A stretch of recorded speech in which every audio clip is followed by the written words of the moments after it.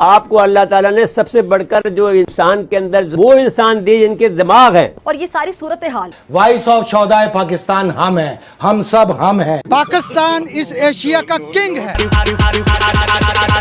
पाकिस्तान इस एशिया का किंग है। Are you comedy?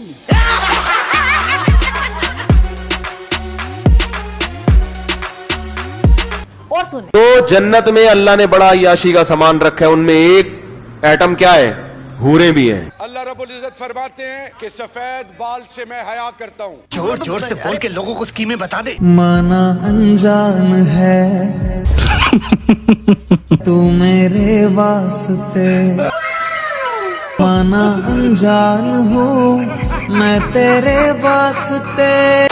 तुझको बुलाती हूँ तो आए क्यों ना। बुलाती है मगर जाने का नहीं। लेकिन दिल में लड्डू फूट रहे। दहलीज मेरी पर तू एक बार कदम रख दे। हाय काश हमें भी ऐसी दौलत मिली होती। मुझको ना और तड़पा, आका वो खत्म कर दे। इससे मैं हवस पूरी करूंगा, अपनी ख्वाहिशात पूरी करूंगा। हम करते हैं प्रबंध। जंग का आगाज, ईरान पर इसराइल का हमला, ईरान की मुसल्लह अफवाज और 6 साइंसदान भी शहीद हुए। कि अल्लाह का निजाम हरकत में आ गया। मुसलमान ममालिक इसराइल को बचा रहे हैं। ये सितम है, ये जुल्म है, ये ज्यादती है। नेतन्याहू ने कई साल पहले अपने इंटरव्यू के अंदर एक बात कही थी कि उनको पाकिस्तान का न्यूक्लियर प्रोग्राम खटकता था, खटकता है और खटकता रहे इंशाअल्लाह। उसको बुच्चर कसौड़ा कहा जाता है, इसराइल ना कहें। आग में हाथ डालोगे जल जाओगे। हम उस आग पे मजीद तेल डालेंगे। डाल के देखो फिर पता चलेगा।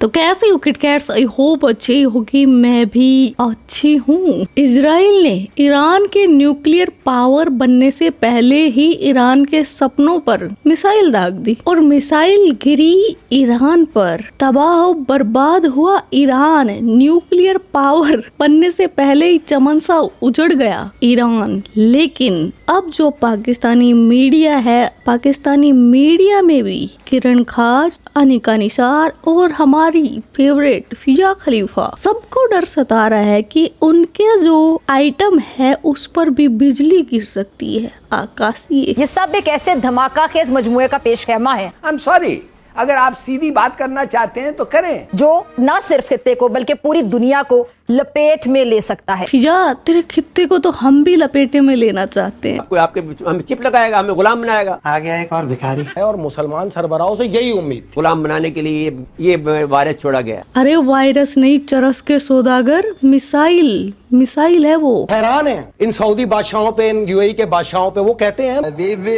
Come to Dubai. तो फिर होगा क्या? मैं दिखाती हूँ।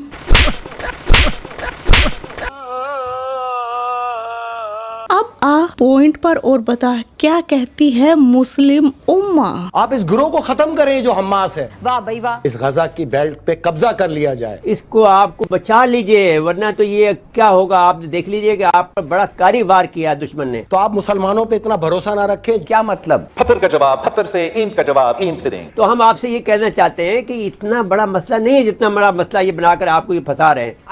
ये देखिए, ये सब खेल रहे हैं हमारे साथ। हिलाली के टकले पर तो यार अलग ही टाइप की ढपली बज रही है। जितना असला आया, जितना खुराक आई इसराइल की, सऊदी अरब, यूएई और तुर्की के वजह से उर्दून के रस्ते इसराइल में दाखिल हुई। मुसलमानों को एक ट्रक, ये मोमिनों को एक ट्रक नहीं दिया मुसलमानों ने आज तक। आय हाय, शर्म का मुका। यानी जिन्हें भाई समझा जाता है, जिन्हें ब्रदर समझा जाता है, वही पुष्प पर खंजर लिए खड़े निकले हैं। ओहो, वही फिजा जैसी बहन को बहन बोलकर पेल गए। यही तो खूबसूरती है इस्लाम की। ईरान पर हमले ने जौहरी तंसीबात को नहीं बल्कि उम्मत मुसलमा के ज़मीर को जोड़ा है। अरे अम्मा बहन के साथ टपाटप करने वालों में जमीर कैसा, उनको तो बस खमीर निकालना आता है। साला ये दुख का खत्म नहीं होता बे। अब फिजा रो मत इतना, इस चरसी की बातें सुन और चरसीली बन। अल्लाह ताला ने आपको सहरा दिया है, अल्लाह ताला ने आपको समंदर दिया है, अल्लाह ताला ने आपको पहाड़ दिए हैं, आपको अल्लाह ताला ने सोना दिया है, आपको अल्लाह ताला ने सबसे बढ़कर जो इंसान के अंदर जो सबसे इंसान वो इंसान दिए जिनके दिमाग है, टैलेंट है आपके पास। I mean it is pointless. आप लोगों के जो आपको स्टेटिस्टिक मिलता है वो दौड़ा देते हैं और कहते हैं सही होगा। अगर हमारी एक्सपोर्ट नहीं बढ़ेगी तो हमारे पैसे कहाँ से आएंगे? अगर हमारे घरों के चूल्हे नहीं जलेंगे जब हमारी बिजनेस नहीं होगी तो चूल्हे कैसे जलेंगे? अभी तो शुरुआत है, आगे आगे देखो होता है क्या। डूब के मर जाओ, जिसका किरदार है उसका नाम लेते हुए तुम्हारे निकाह टूटते हैं। अच्छा, किसी मुल्क का नाम लेने से निकाह टूटने लगे आप पाकिस्तान में? मुझे तो लगता था 3 बार तलाक तलाक तलाक बोलने पर टूटते हैं। ये तो आपने मेरी नॉलेज में इजाफा किया है। अब आपकी तरफ आना चाहूंगी। लानत भेजते हैं ऐसे लोगों का साथ देने पे हम। ये लोकल आदमी को लाओ भाई, जो यहाँ पर पीले स्कूलों में पढ़ा हुआ। पीला स्कूल क्या होता है? सीधा सीधा बोलना। मदरसा, मदरसे छाप। क्या बात है। हम बताते हैं आपको फतवा क्या है। 4 दिन पहले फतवा दी। आज मैं आपके लिए एक नई खोज लेकर आई हूँ। वैसे तो पाकिस्तान में अमूमन फतवा देते हैं कौन? पाकिस्तानी मौलवी मौलाना। लेकिन अब की बार पाकिस्तानी मीडिया पर बकबक करने वाली पाकिस्तानी पत्रकार ने फतवा जारी किया है इजराइल के खिलाफ और कहा है कि वो इजराइल से जहाद करने जाएगी। और पाकिस्तान जो जाहिलों का मुखिया साइंटिस्ट है, उसका क्या रिएक्शन है इस पर, देखिए। ये जी जिहाद वाजिब है। हाँ भाई हाँ, जाइए। हाँ तो जाएंगे। रस्सा मैं बता देता हूँ। ओके। शाम का टिकट लीजिए दमिश्क, वहाँ पे जुलानी ब्रिगेड ऑलरेडी मौजूद। अच्छा, जहाँ जुलानी मौजूद है ना, गोलान हाइट पे अब इसराइल मौजूद। शाम के अंदर 150 मुरब्बा किलोमीटर के ऊपर इसराइल की इस वक्त हाकमियत है। 40,000 फौजी मौजूद है। आपकी मुजाहिदीन की ब्रिगेड से सिर्फ 10 किलोमीटर के फासले पे खड़े। लड़िए।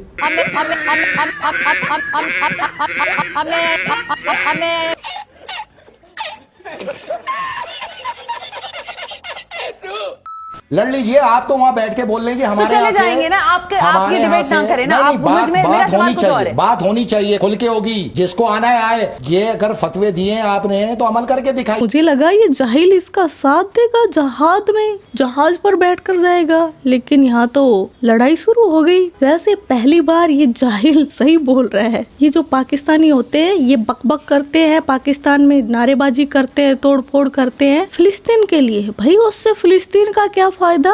और तुम्हें जहाद करना है तो जाओ और जाकर लड़ो इजराइल से। लेकिन इनको बस टीवी पर या रोड पर बैठकर बोल बच्चन करने हैं। सारे सारे एंकर हजरात है उस काम में फंसे रहते हैं कि साहब उसकी टांग खींचो, उसकी टांग खींचो। हम ये बड़े बड़े इश्यूज पर आपसे बहस कर चुके हैं इस पर, और आप सबूत के तौर पर आप जिस वक्त भी कहेंगे हम आपको वो सीडी दे देंगे और आपने सुनी भी होगी। अबे कौन सी सीडी की बात कर रहा है साले? चरसी है, चरस के व्यापार के साथ साथ सीडियों की भी दलाली करता है। और कौन सी वाली सीडी? आजकल पाकिस्तान में ये काम सरेआम होने लगे हैं। और देखो इतनी दलाली खाने के बाद भी, इतने घटिया काम करने के बाद भी कुपोषित का कुपोषित ही है ये हमारी बहुत बड़ी अचीवमेंट है।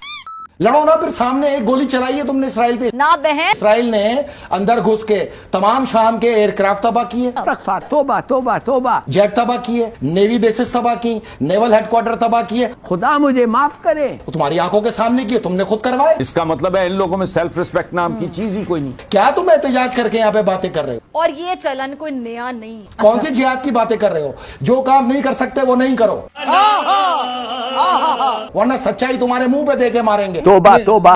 अगर तुमने यहाँ बैठ के उन ममालिक के किरदार बताए जो फलस्तीनियों के कत्ल में मुलविस है और उनको उन फलस्तीनियों का हमदर्द बताया, सच्चाई उठा के तुम्हारे मुंह पे मारी जाए। वो कभी नहीं आने वाले हैं। क्या हालत है। और ये हिलाली यार अलग ही अपनी दुनिया में हिला हिला के इसने है ना आतंक मचा रखा है। ऑटोमोबाइल इंडस्ट्री देखे, आज तक डिलीशन कोई कहता है 25% है सिर्फ, माने कि सिर्फ 25% पार्ट्स हम बनाते हैं और हम कभी फिर कंपेटिटिव नहीं हो सकते इनके साथ। स्टील में, आप स्टील मिल में जाएं, आप कभी कंपेटिटिव नहीं हो सकते। आप 3 से 5 मिलियन टन प्रोड्यूस करेंगे, इंडिया 8 मिलियन टन करता है। किधर आप जाके कंपेटिटिव हो सकते हैं? You lost the race.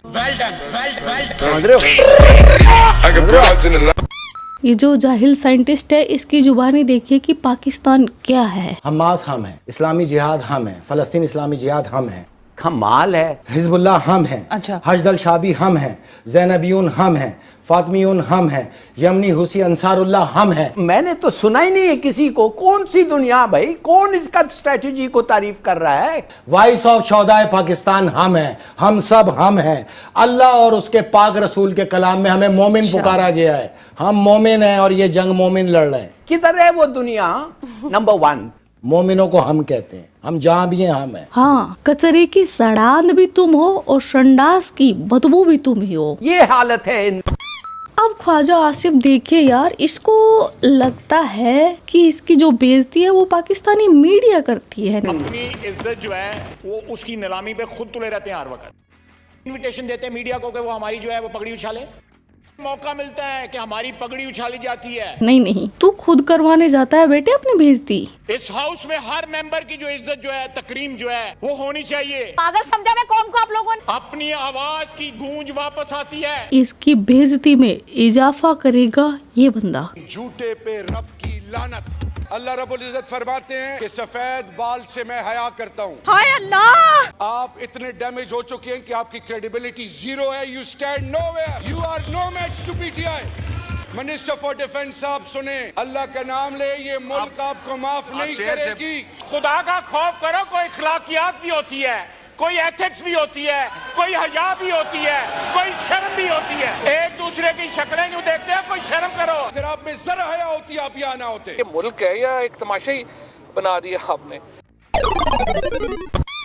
जहाँ पे मेरे लीडर और मोहतरमा बुशरा बीबी के ऊपर बात होगी, जादू टोनों की बात होगी। बुशरा बीबी पिंकी पीरनी इमरान खान की बीवी है, वो जादू टोने करती है, ये किसी से ढकी छुपी बात नहीं है। लेकिन मरियम बीबी ने उसको जादू टोटके करने वाली बोल दिया था। इस पर जो इमरान खान का कोई चमचा है उसको लग गई मिर्ची, और उसने जो मरियम बीबी की इज्जत तार तार की ना, वो देखने लायक है। वैसे पाकिस्तान में बेइज्जती किसी की हो, हमें तो मजा आता है ना। वहाँ पे मैं गैराज की बात करूंगा कि गैराज में क्या हुआ था। जहाँ पे जादू टोनों की बात होगी, मैं ये कहूंगा कि हम बारात लेके गए थे, लेकिन वहाँ पे दुल्हन 25 साल के बजाय 70 साल की नानी निकली, इसलिए वापस आ गए। 90s के ऊपर देखें, जब पीटीआई हमारे से वजूद में नहीं आई थी, पीली टैक्सी का लक़ब किसने दिया था? हेलीकॉप्टर से नंगी तस्वीर किसने गिराई थी? अच्छा, इस बंदे ने मरियम बीबी के लिए पीली टैक्सी और किसी की नंगी तस्वीरें पाकिस्तान में हेलीकॉप्टर या प्लेन के जरिए फिकवाई गई थी। इतने पैसे हैं सालों नंगी तस्वीरों के लिए। खैर, मुझे इन दोनों टॉपिक के बारे में जानकारी नहीं है और मैंने रिसर्च करने की कोशिश की तो भी नहीं मिली। अगर कोई नॉलेज रखता है तो यार मुझे तो बड़ी एक्साइटमेंट है इन दोनों टॉपिक पर रोस्ट करने की। तो जिसके पास जो इन्फॉर्मेशन हो कमेंट में बता देना। ओके, फैसला किया कि मैं यहाँ हाउस से इस्तीफा दे रहा हूँ। मैं वजीर आजम साहब, नंबर तुम्हारा भी आने लगा है। जितना पॉलिश तुमने देना है बूट को दो, जितनी चमक निकालनी है निकालो।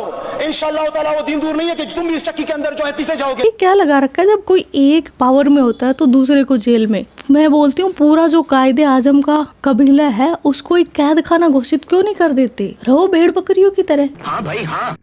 अब बिल्लो रानी का वो देखे कि अपने मुल्क में ये डॉक्टर कैसे बनाएगा। हम इन बच्चे को कैसे डॉक्टर्स बनाएंगे, कैसे लॉयर्स बनाएंगे, कैसे मीडिया को गाली दे, ऑपोजिशन को गाली दे।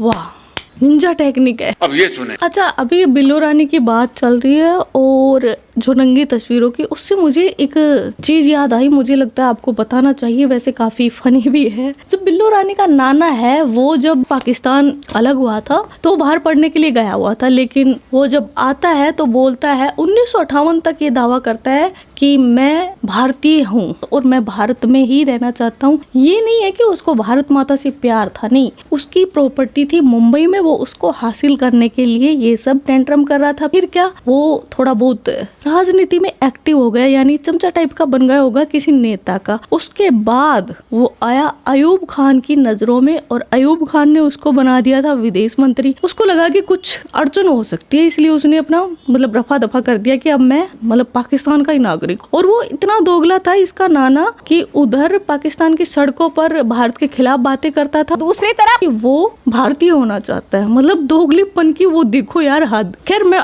आती हूँ मेन मुद्दे पर कि जब उसको फांसी दी गई बिल्लो रानी के नाना को, तो जियाउल हक एक मतलब छोटे रैंक का ही इनका पाकिस्तान में वो जो आर्मी होती है उसका था। तो इसके नाना को लगा कि ये क्या ही उखाड़ लेगा, इसको बना देता हूँ आर्मी चीफ। लेकिन उसने भी फिर उसको धोखाई दे दिया और उसको जेल में डाल दिया। और पूरे पाकिस्तान को ये डर था कि ये हिंदू है इसका नाना। तो जब ये मर गया था तो जियाउल हक ने इसके नाना की नंगी तस्वीरें खिंचवाई थी मरने के बाद। देख रहे हो इनकी गिरी हुई हरकतें। और यहाँ पर कुछ लोग हैं कि जो बोलते हैं नहीं आतंकवादियों ने तो पैंट नहीं उतरवाई थी। अरे जो खुद के मुल्क के लोगों को नहीं छोड़ते ये देखने के लिए कि ये हिंदू है या मुसलमान। और अगर इसका नाना गलती से अगर उसका खतना हुआ नहीं होता तो इसकी जो बिल्लो रानी की माँ है वो कभी पाकिस्तानी नेता नहीं बन सकती थी। और ये बिल्लो रानी बातें करता है बड़ी बड़ी। क्या आज हमें किसको बंद करना है? तो आज का वीडियो बस इतना ही। आपके क्या विचार इस वीडियो के बारे में कमेंट सेक्शन में बता देना। आप अपना ख्याल रखना। Love you my kit cats. Yo Kittu भाई। यो किट्टू भाई।